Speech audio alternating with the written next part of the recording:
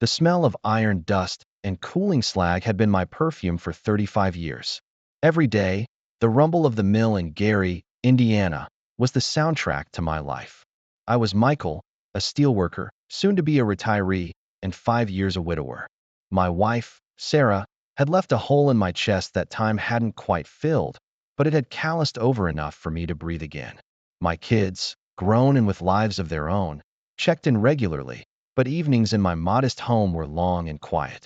My pension was solid, my savings modest but secure. I was ready for the next chapter, but the pages felt blank. Then Brenda walked in. It was a church social, one of those potlucks my neighbor dragged me to, insisting I needed to get out more. She was radiant, a little younger than me, with eyes that sparkled when she laughed. Her voice was like warm honey, full of stories and easy compliments. We talked for hours that night, about our lives, our losses, our hopes. She listened, really listened, unlike anyone had since Sarah. She made me feel seen, important, even exciting. I felt a flutter in my chest I hadn't thought possible, a warmth spreading through the emptiness. It was hope, pure and unexpected. Within a few weeks, Brenda was a regular fixture in my life. She cooked, she cleaned, she laughed at my old jokes. She didn't mind the drafty windows or the worn-out couch. She just seemed happy to be there, happy to be with me. My kids, always protective, took to her quickly. My daughter, Sarah Jr., even said to me one evening, her voice soft, "Dad, she makes you smile again. Really smile." My son, David, clapped me on the back, telling me, "It's good to see you, Dad. Really good." Their approval meant the world.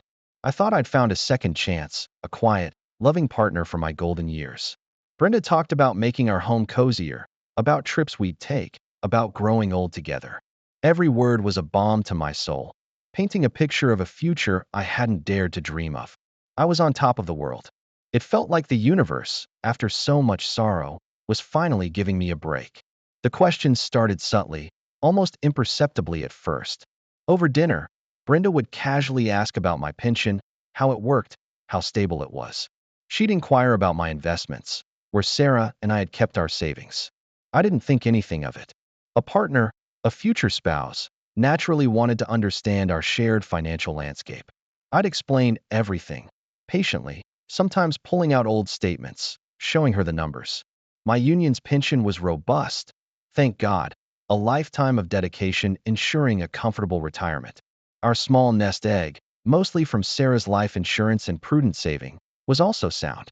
I spoke openly, honestly, believing I was building trust, sharing the intimate details of our future.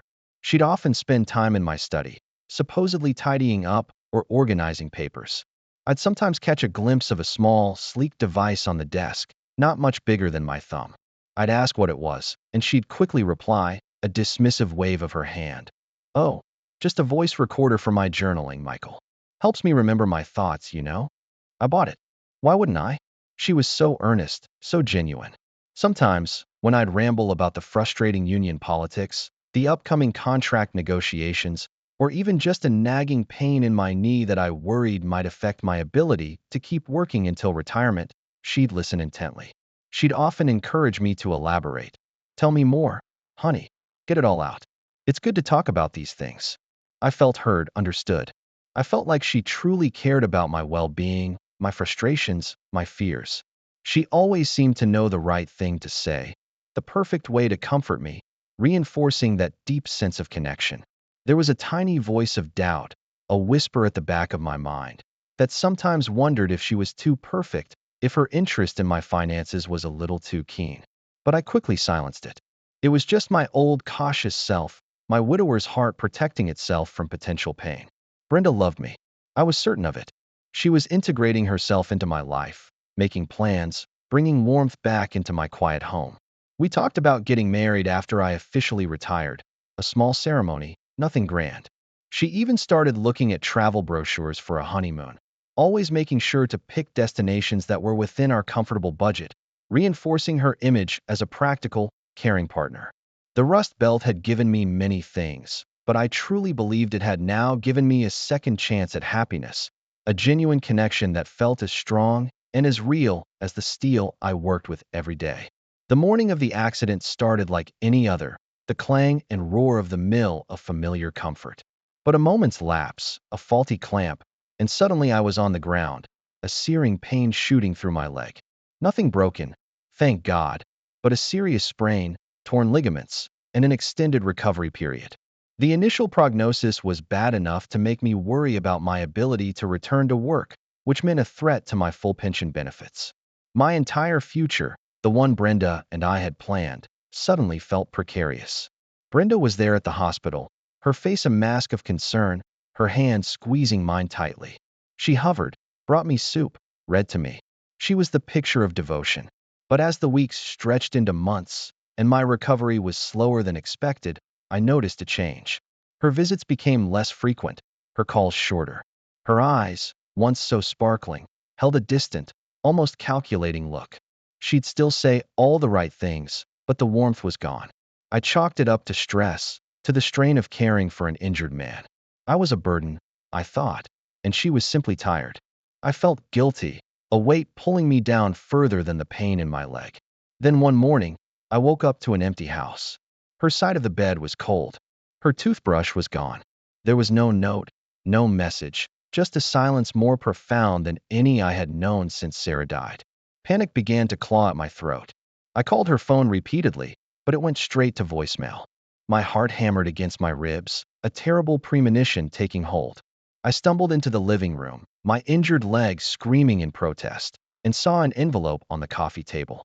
Inside was a neatly folded piece of paper.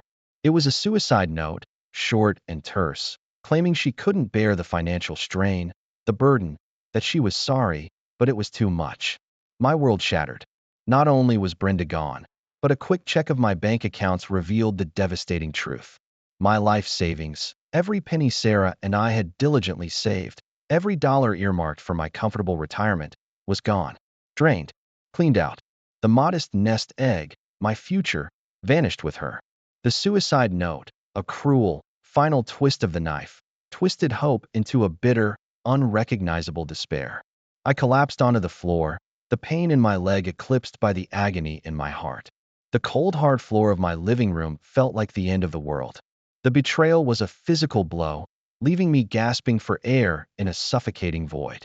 The months that followed were a blur of pain, confusion, and overwhelming despair.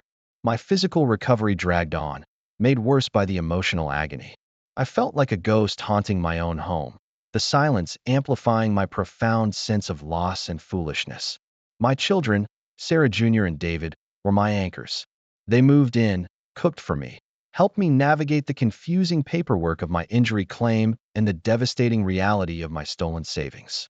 They listened patiently as I recounted Brenda's charm, my own naivete, the crushing weight of her betrayal. I felt humiliated, a broken old man who had fallen for a con artist. The mill, once my sanctuary, now felt impossibly far away. I was financially ruined, emotionally scarred, and utterly alone, despite my children's steadfast presence. Then, a call came that ripped open the barely healed wounds. It was my union representative, his voice strained. Brenda was alive. And not just alive, but attempting to claim a portion of my pension benefits and my impending injury settlement. She had resurfaced in another state, presenting herself as my legal spouse, claiming we had a common-law marriage. My blood ran cold. But that wasn't the worst of it. She was using recordings, my private confessions about my health woes, my occasional grievances about union politics, even my self-doubt after Sarah's death, to bolster her claim. She was alleging I was mentally unstable, that I had promised her everything, and that she was merely fulfilling my wishes. The recordings, my own words, twisted and weaponized against me. The casual discussions about my knee pain, now portrayed as evidence of mental decline. My frustrations with union leadership spun into signs of instability. Every vulnerability I had shared, every moment of trust, now used to paint me as an old, feeble man who didn't know his own mind, someone who had freely given away his future to her. A cold rage began to simmer beneath the layers of grief and despair. The realization hit me like a physical blow. She had planned this, meticulously, from the very beginning.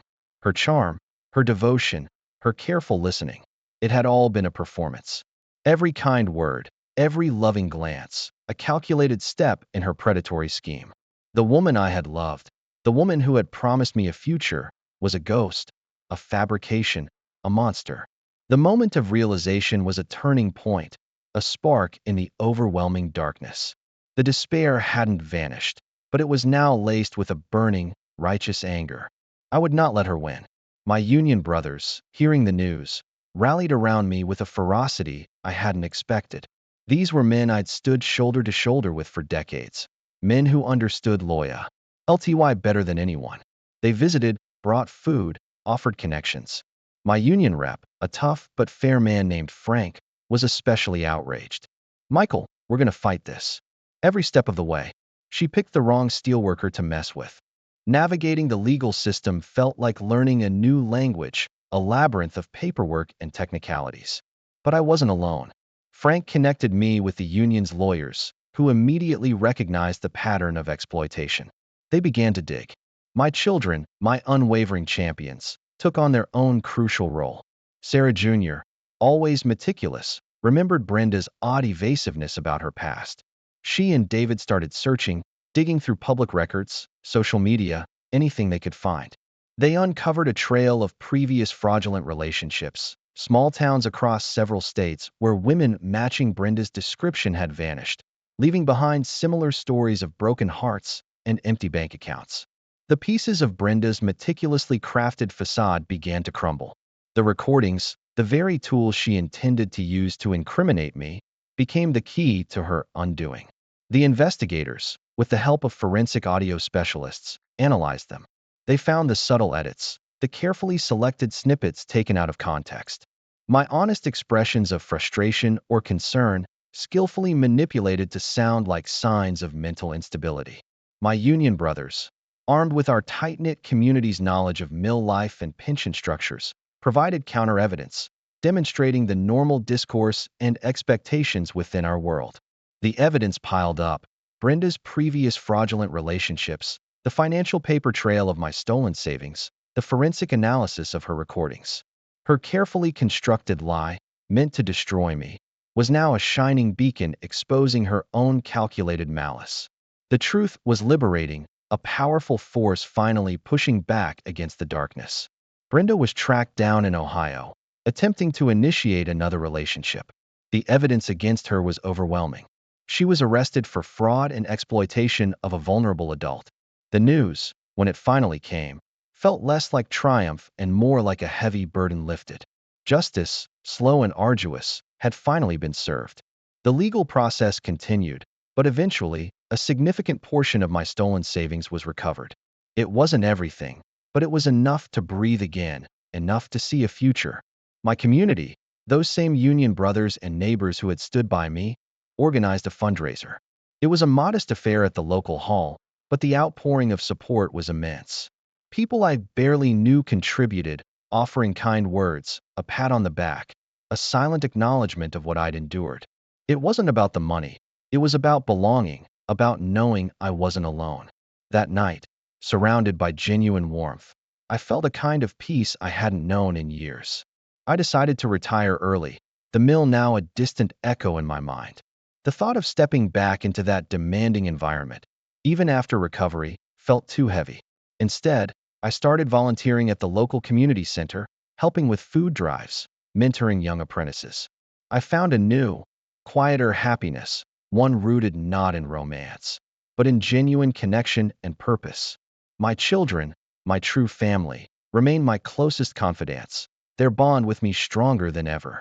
The scars of Brenda's betrayal remained, a phantom ache in my chest, a reminder of my vulnerability. But the experience had also shown me the incredible resilience of the human spirit and the unwavering power of true community. I learned that love isn't just a dizzying rush. It's the quiet, steady support of those who stand by you when everything else falls apart. I found strength in my friends, in my union family, in the enduring love of my children. Gary, Indiana, my rusty, gritty home, had given me more than just a pension. It had given me a renewed sense of self, forged in the fires of adversity and tempered by the loyalty of good people. My future was different from what I'd imagined with Brenda, but it was real, honest, and filled with a profound gratitude for the quiet, enduring love that had always been there, waiting for me to truly see it.